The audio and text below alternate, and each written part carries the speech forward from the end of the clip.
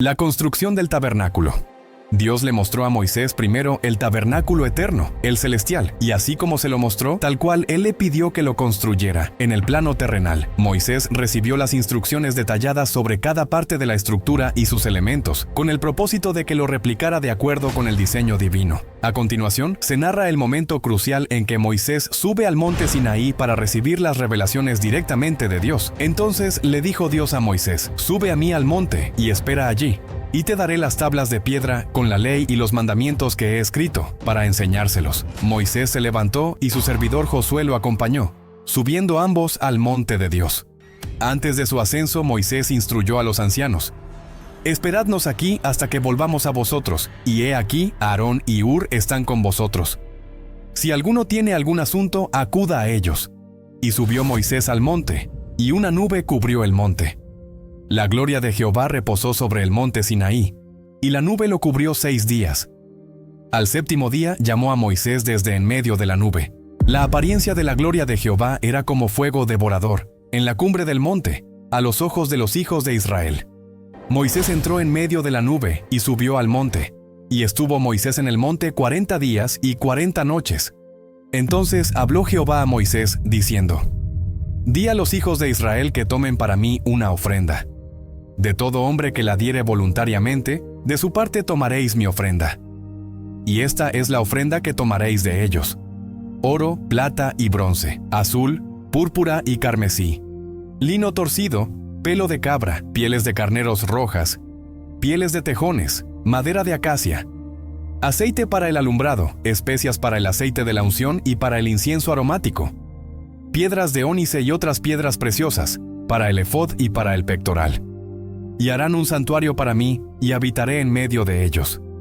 Conforme a todo lo que yo te muestro, el diseño del tabernáculo y el diseño de todos sus utensilios, así lo haréis». Y fue así como Dios comenzó a explicarle a Moisés cómo debía hacer todo. Harás el tabernáculo con 10 cortinas de lino torcido, azul, púrpura y carmesí. Lo harás con querubines bellamente trabajados. Cada cortina debe medir 12,5 metros de largo por 2 metros de ancho, y todas las cortinas deben medir lo mismo.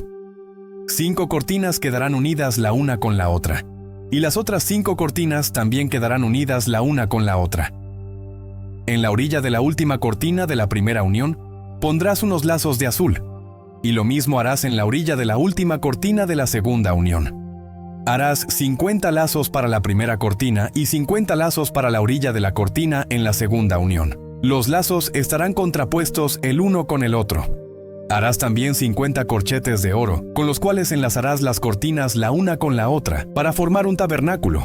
Harás también 11 cortinas de pelo de cabra para cubrir el tabernáculo. Cada cortina debe medir 13,5 metros de largo por 1 metro y 80 centímetros de ancho, y las 11 cortinas deben medir lo mismo. Unirás 5 cortinas por un lado y 6 cortinas por el otro. La sexta cortina la doblarás en el frente del tabernáculo. Harás 50 lazos en la orilla de la cortina, en el borde de la unión, y 50 lazos en la orilla de la cortina de la segunda unión. Harás también 50 corchetes de bronce, los cuales meterás por los lazos, y enlazarás las uniones para que formen una sola cubierta. La parte sobrante de las cortinas de la tienda, es decir, la mitad sobrante de la cortina, penderá a espaldas del tabernáculo. Tanto los 45 centímetros sobrantes de un lado de las cortinas de la tienda como los 45 centímetros sobrantes del otro lado de las cortinas penderán a uno y otro lado de los costados del tabernáculo para cubrirlo. Harás también para la tienda una cubierta de piel de carnero teñida de rojo, y una cubierta de pieles de tejones encima. Harás para el tabernáculo tablas derechas de madera de acacia. Cada tabla medirá 4,5 metros de largo por 65 centímetros de ancho. Cada tabla tendrá 2 espigas para unir la una con la otra.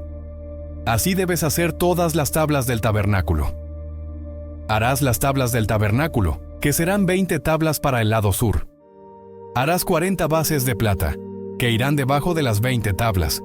2 bases debajo de una tabla para sus 2 espigas, y 2 bases debajo de otra tabla para sus 2 espigas. Al otro lado del tabernáculo, hacia el lado norte, 20 tablas con sus 40 bases de plata.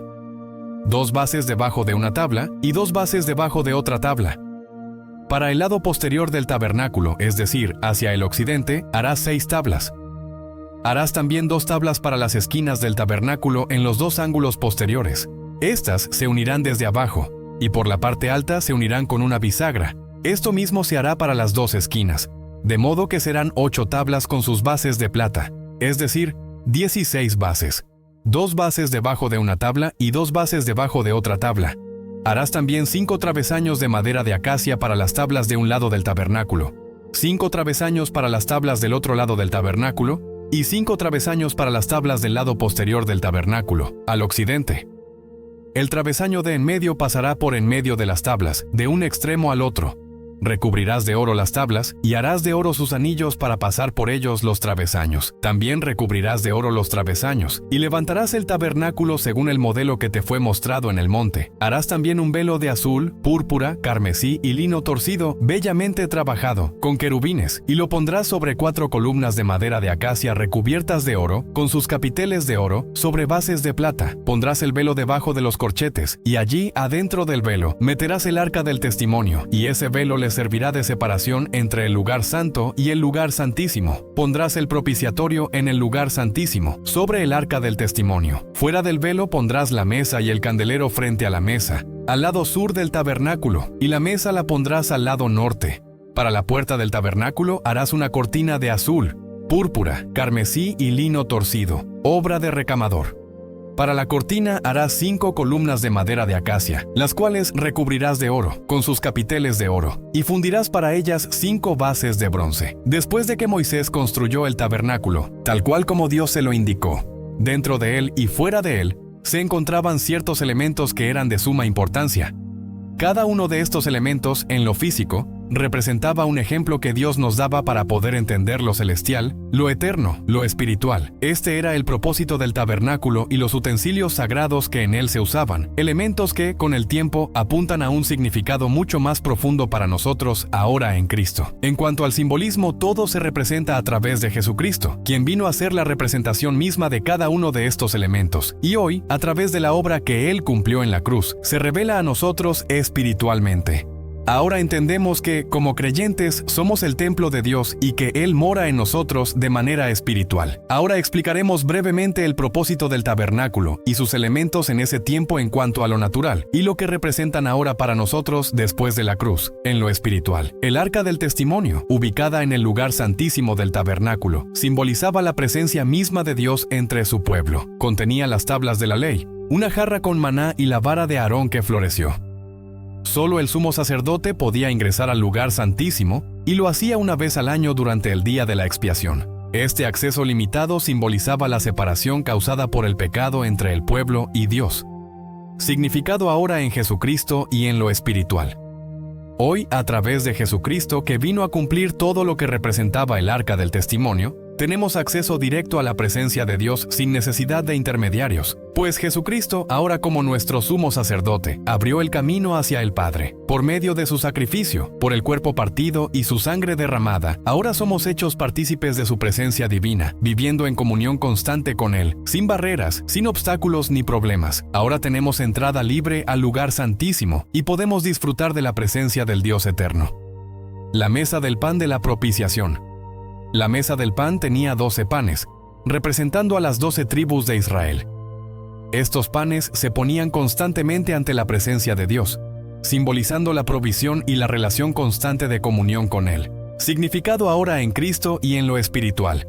Este pan simboliza la provisión divina, que hoy se cumple en Jesucristo, quien es el pan de vida. Él es nuestra provisión eterna. Su palabra es nuestro alimento espiritual.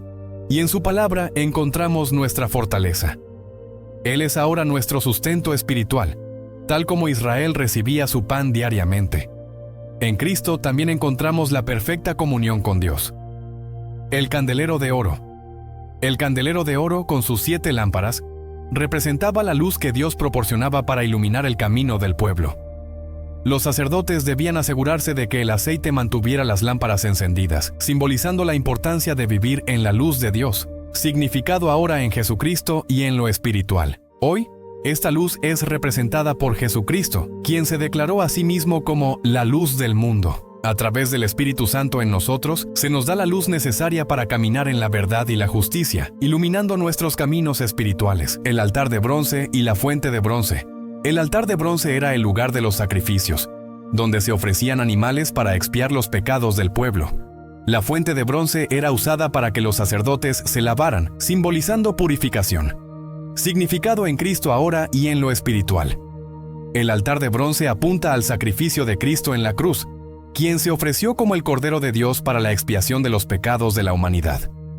La fuente de bronce, en su simbolismo, nos recuerda que ya fuimos purificados, redimidos, santificados, justificados, perdonados y muchas cosas más por la sangre de Cristo. Por eso, hoy podemos vivir en santidad delante de Dios. El aceite para las lámparas. El aceite era necesario para mantener las lámparas encendidas, simbolizando la presencia constante del Espíritu Santo en la vida del pueblo. Significado en Cristo y en lo espiritual. Hoy, el aceite simboliza al Espíritu Santo, quien llena nuestro corazón y nos da la fuerza para caminar según la voluntad de Dios. Sin la unción del Espíritu, nuestra vida espiritual se apaga. Por eso, debemos estar constantemente llenos de su presencia para reflejar la luz de Jesucristo en nuestra vida. Las vestiduras de los sacerdotes. Las vestiduras de los sacerdotes representaban la santidad y consagración del pueblo ante Dios. El sumo sacerdote llevaba el pectoral con las 12 piedras preciosas, representando a las tribus de Israel. Significado en Cristo y en lo espiritual. Ahora Jesús es nuestro sumo sacerdote, y como creyentes estamos vestidos con la justicia de Cristo. Él intercede por nosotros y lleva nuestras oraciones ante el Padre. Igual que los sacerdotes en el tabernáculo, lo hacían en representación del pueblo. Esto nos recuerda que somos un pueblo real, sacerdocio santo de Dios. Los sacrificios y la purificación. Los sacrificios, que consistían en ofrendas de animales, representaban el costo del pecado y la necesidad de expiación. Significado en Cristo y lo espiritual. El sacrificio de Cristo como el único Cordero inmolado, enviado por Dios y ofrecido por todos nosotros, cumplió y reemplazó todos los sacrificios del tabernáculo. Por medio de su muerte en la cruz, se realizó el sacrificio perfecto, una vez y para siempre, para la redención de nuestros pecados. Este acto nos concedió múltiples beneficios espirituales, sellando nuestra redención de manera definitiva. Antes de realizar sus funciones, los sacerdotes debían ofrecer un sacrificio de purificación. El sacrificio del becerro expiaba sus pecados, permitiéndoles servir en el tabernáculo. Cristo, como nuestro sacrificio perfecto, no solo purifica a los sacerdotes, sino a todos los que creen en Él. Gracias a su sacrificio podemos acercarnos a Dios con total confianza, sabiendo que hemos sido purificados y perdonados por su sangre. El velo del tabernáculo.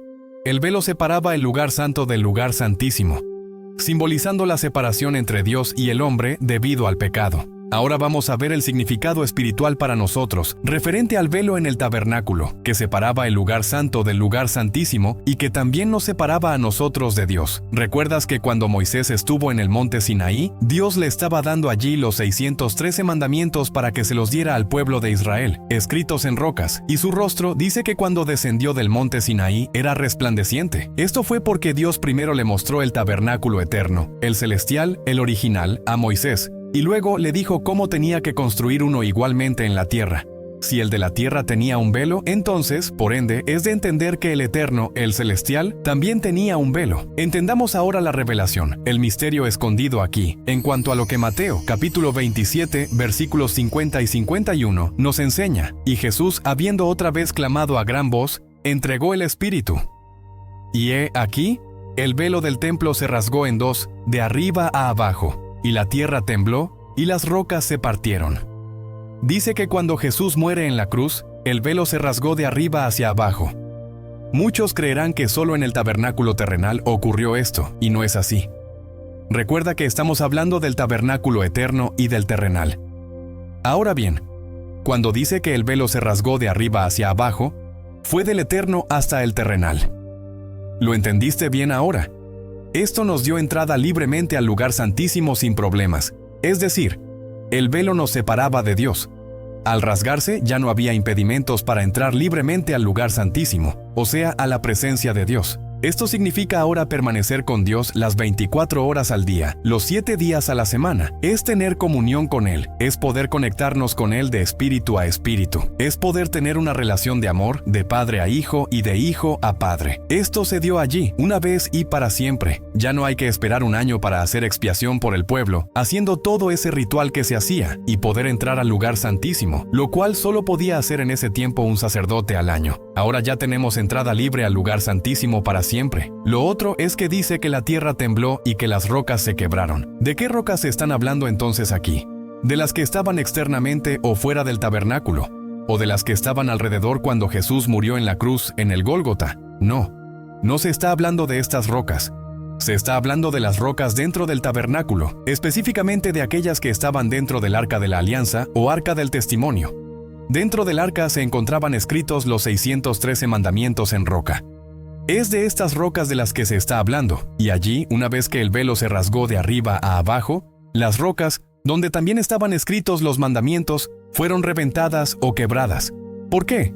Porque Jesús vino a cumplir la ley, es decir, Él fue el único que pudo cumplirla. Estos mandamientos fueron diseñados para que nosotros no pudiéramos cumplirlos. Era imposible para nosotros, pero para Jesús, no. Solo Él pudo cumplirlos. Como solo Él pudo hacerlo, luego Él los quitó, los anuló y nos dio un solo y último mandamiento, que es el más grande ahora. Y ese mandamiento es amar a Dios sobre todas las cosas, con toda nuestra alma, mente, fuerza y corazón. En conclusión, lo que pasó con la muerte de Jesús en la cruz y los muchos beneficios que nos dio este sacrificio, entre ellos, este fue uno: darnos libre entrada al lugar santísimo, o sea, la presencia de Dios, para tener comunión con Él, de padre a hijos y de hijos a padre. Nos dio a entender que esta relación se basa simplemente en amor, el amor total de Dios hacia nosotros y el amor de nosotros, sus hijos, hacia Él. Ese es el significado de entender todo esto del tabernáculo a través de la muerte de Jesús en la cruz.